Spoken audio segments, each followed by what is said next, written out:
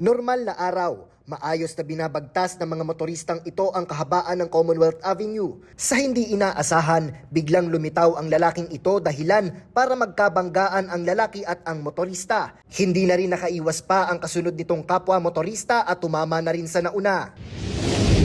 Nauna, nabangga nitong isang motorcycle rider ang pedestrian at yung sumunod sa kanya ay nabangga din yung naunang nakabangga sa pedestrian. Agad na rumisponde ang mga otoridad at dinala sa traffic sector ng Quezon City ang insidente at doon ito inareglo. Base din sa naging report ng Traffic Sector 5 na ang insidente na ito, though nung initially ito pong pedestrian ay nag-demand ng amount dito sa mga rider.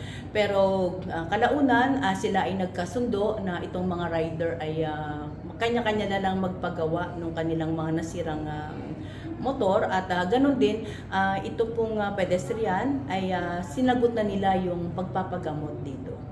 Ayon pa kay QCPD Assistant PIO Police Captain Feby Madrid, iniimbestigahan pa ang nangyaring insidente kung ito nga ba ay isolated incident lang o modus sa lugar. They are conducting right now yung in-depth investigation na kung talagang totoong may itong insidente na ito ay modus. So malalaman naman po natin kung modus dahil kung ito ay paulit-ulit na at ang incident kung ito ay isolated lamang. Pag napatunayan na may mga ganung modus nga na nangyayari dito sa mga lugar na nabanggit, ay maaari po silang maparusahan na may batas po tayo at sila po ay maaaring maparusahan. Sa ngayon ay itinuturing naman ito na road crash incident ng mga otoridad. Samantala, hinihikayat naman ng pulisya na i-report agad sa mga otoridad kung sakaling nakaranas ng kaparehong insidente. Mariin ding nagpaalala ang QCPD para sa mga pedestrian at mga motorista. Anya, gamitin ng tama ang mga tawiran at iwasang tumawid sa mga ipinagbabawal.